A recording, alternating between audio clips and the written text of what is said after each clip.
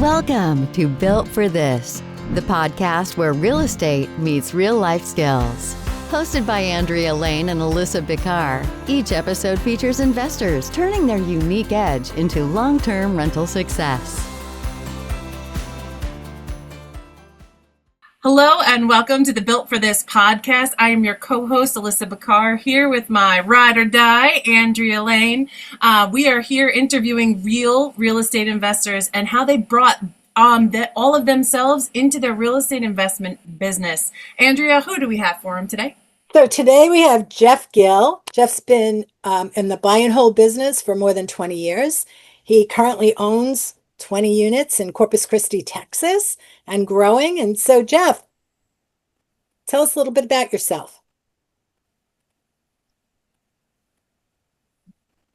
I chase cows and buy real estate. We've got 75 acres here outside of Bronco Station. My wife's a professor at Texas A&M. We got into real estate about 20 years ago with buying some condos. We eventually, the market changed, so we got out of that, did a little bit. And then in the last probably 3 or 4 years, we gradually got back into it. And now we've got the Doers down in Corpus that we're currently in a stabilization phase because we bought some that needed a lot of help, and the tenants weren't the best. So we're cycling through that and getting everything else because we like to make them clean, bright, safe, durable, give the tenants a nice place to live that they're happy with so that we can get more referrals to get more of them filled. So can I ask just a higher level 30,000 foot view question? Like, why? Sure. Why did you get into real estate investing? Money. That's it. Yeah. Don't like it, don't love it. It's a tool. It's a tool. So we're willing to put up with the work and pain and frustration so that later on down the road, we're not having to, grind. My wife wants to probably retire in about 5 years. So I want to be on the beach with those little bitty umbrellas in my drink. Yeah, man. So real estate investing equals Mai Tais and umbrellas. But I hear that using the money to create more money passively sounds like the dream, the goal. And so lots of real estate investors do get into real estate investing, specifically rentals, because they want passive income. And what we've heard from you so far is that, it takes a little work, it takes a little money, and it ain't passive. Up your sleeve. It ain't passive. No. If you think it's passive, somebody sold you something under the bridge or whatever. And mostly trolls live there. And there's some trolls in the real estate business too. You got to watch out for them too. But it's not passive. You're always having to work and learn more and better systems. So part of it is talking to a lot of people. If you get in real estate, you're going to have to talk to people. And most people don't believe me, but I am an introvert. I would much rather be on the side of a mountain away from everybody and come into town once a month to buy food and whiskey and beer. There you go. But there's skills that you can learn. So can I quick ask though, it sounds like you've learned to love it, but specifically. No, I do not love it. Do not in any way, shape, or form think I love it.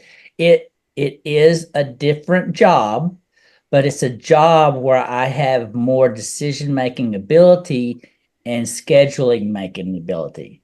Because you're still going to have to talk to the only people I know that have where it's almost hands-off are people that came from the corporate world that were already successful for there, and they saw real estate and saw that it was a way they could make more money faster, and they found people that had systems and they put those in place. It still doesn't mean they didn't have to work for it, but they already understood systems because they were in the corporate world. A lot of people I know that just had a job and start this don't realize it is so important to have systems. If somebody says they have a system, or what, I'm asking the who, what, when, or why to try and put it into ours, because ours are clunking along and we're trying to make them better. But to get to that passive point, it's going to take a lot of work, because there's a lot of people that I meet at meetups that have heard all the hype from the gurus and stuff. They're going to do this, they're going to do that. And the first thing I tell them is like, yeah, that's great. I'm glad you're here. It's going to suck sometimes. You're And what going to I have to have the backbone to grind through it, because there's going to be times like we've got one where a contractor didn't pull permits. That has been a major pain in the butt. So my property manager contractor is trying to work that out with the city. And Corpus lives at a different pace than a lot of places. It's laid back, so trying to get that done. But you got to be prepared. You got to mitigate your risk as best you can, because and there's going to be some time that you're going to be overextended accidentally, and you got to work through it. amen to that. There's Absolutely. no there's no shortage of things and challenges that do come up, especially when you're building real estate as a business. That's the one thing I think I've heard here, is that you have to put on a mentality that you have to put systems and processes in place so that it's not just you and your portfolio and it running you ragged with all the calls, and there's going to be some things you need to do, but to build systems so that you're not beholden to it. And so I love that what you love about it, what I've heard that you love about it, is I that it don't gives love you it. more Remember, control. I don't love it. No, no, no. That it gives you It's control. a tool. It's a Yes. tool that I like to use. It Yep. is a tool that I love. I wouldn't say I love to use it, because I'd rather be sitting on the porch reading a sci-fi novel, watching the chickens chase grasshoppers, than being on the phone to either the planning department or a contractor going, this was supposed to be done a week ago.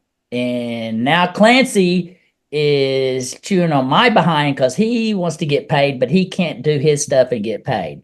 Yep. So you just got to be prepared for that. Now, it's not like it's 24/7, but that for that hour or whatever you're trying to straighten out these boo-boos, for lack of a better word, you just got to be Yeah. prepared for that, and you got to be able to uh, set that aside so you're not worried about all the time. 100%. And that's Yeah. part of what we're looking to find out from you here is like, what you've talked about, people coming from corporate, and a little bit about the rough road that you traveled to get to where you are today, that you're still Yeah. straightening some things out. What were some of the skills that you brought to the table when you started real estate investing? How did your people skills or your personal skills, your professional skills, how did that translate into like your hat that you get to wear inside your real estate business? Uh, I guess first off, I wasn't afraid to look at things and see if it was really doable, and ask questions. That eventually led to a little bit of knowledge, and then the main thing, it wasn't a skill that I had, was learn how to network. Mm-hmm. Learning how to network, I took some different instructions from different people, some online classes, how to talk to people and stuff like that, not to be because people don't know what's going on inside your head. You might be internalizing and say, I'm looking like a bloody idiot. I'm da da da da. All they see is you and how you talk and present yourself. And you don't have to present yourself like, hey, I'm going to build a $30 million uh, real estate empire. And I hadn't even bought a house. That pretend to be whatever is, there's a little bit to it, but to me, it's complete bullshit. You just present yourself as you are, be willing to ask questions. And when somebody gives you an answer that's reasonable, go do it and then go back to them and say, hey, I did this. What do I need to do next? Or I did this and it didn't work. Because people love to be able to, they want to be valued. And the best way you can value somebody is listen to what they say, try it. Or if you don't think it's going to work, ask more questions. Just ask more questions. So right now, I know you're actively working on your properties. What's the biggest challenge or struggle that you're finding in real estate today for you personally? For me personally, at this moment for us, it's almost a cash crunch because we've got people that we've lent money to that are getting money back to us. We've got money out in loans. Every other thing is taking longer than what everybody thinks. I've talked to people nationwide, from California to East Coast, West Coast. Title, I don't know. One person told me the reason things are going slower, economy's going slower. A lot of the real estate outfits downsize, so they don't have as many people, so it's taking things longer. So it's just that's one of the challenges. So you just have to Other, have patience to see it through. yes, yes. And then the other challenge is especially where we're at, cost for contractors is going up. Of course, everything's going up, but finding a good contractor or contractors, because you got all kinds, you got the paint guy, you got this guy, all of a sudden, Loopy, he's, living in high cotton because he's got a lot of work. He wants to raise the price. Then you got, Joe over here who wants a job, but he knows he can't find any. So he's trying to raise his price to cover his end. And you're like going, I'm only going to pay so much a square foot. And, That I believe is a universal problem. yeah, into the universe part, contractors, it's all in the same thing. You've always got cash flow problems. It seems like because we've inherited some tenants that we finally got rid of. We're trying to get new ones in. So you're competing all the time. So I'm always talking to the property manager, how's this and whatnot. So I say the solution to all of it is money. If you had, a bucket load of money or a wheelbarrow load of money, it all goes away. So you're always looking for money. You're always making sure what money you've been lent, you're using to the maximum amount that you can. So some of those, like if you got a painter and he's complaining about, you just go like, this is what this project can afford. Do you want to do it or not? If not, get out of line, go to the back, and I'm going to talk to the next guy. So That's it's always exactly what you need to do. Yeah. Just because you can have a contractor. We've had a contractor that did wonderful work for us. We said, great. Went to the next one. He was terrible. Don't know what happened in his life, but you got to be prepared for that. So you're always trying to build a list of contractors and people, and that's all part of network. So I'm hearing that your wins recently have a lot to do with the people that you're working with and having consistent contact and communication to continue, like project managing has been a skill that you've acquired, and being able to get in there and talk to the right people at the right times to continue to keep the fires burning and the momentum going. I mean, Andrea, you see this often in real estate in your 40 plus years in this industry? Yeah, it's always been there. It's never going to go away. You just have to be exactly never going to go away. It is, and it's a universal problem. It's not something that you're experiencing because you're in Corpus, in many states, and it's all over, right? So it's something that as an investor, you just have to be aware of. And two, we're testing out getting a a project manager. It's kind of clunky right now because you've got a project manager and we have to coordinate with our property manager. And sometimes one of them has a favorite contractor to do something, and then it's the price. So you're kind of negotiating between the two. But as we look further down the road, having that project manager is going to take a lot off me, so I could do more looking for property, looking for investors and stuff like that. But you never know what you need till you already needed it like 15 minutes ago. So it's a constant process. So But it sounds like you're constantly moving, which is great. yeah, if you're not moving, you're dying. Yep. So, thank you so much. You're a great guest, and I'm unfortunately we're crunched on time. You have a lot more to offer, and I know that. I really appreciate you sharing your insights because they are so true for so many people. People hear the guru. Oh, you buy a house, you put in a tenant, and you make a ton of money. And they forget about insurance and property taxes and stabilizing the property, all of it. Yeah. So if people want to connect with you, what is the best way? The best way would be email, and you can always call. But what you got to do if you want to call, you got to text first and tell me who you are and what you want to talk about. Well, share your number, please, so they can do that. Okay. My phone number is 979-255-8735. Great.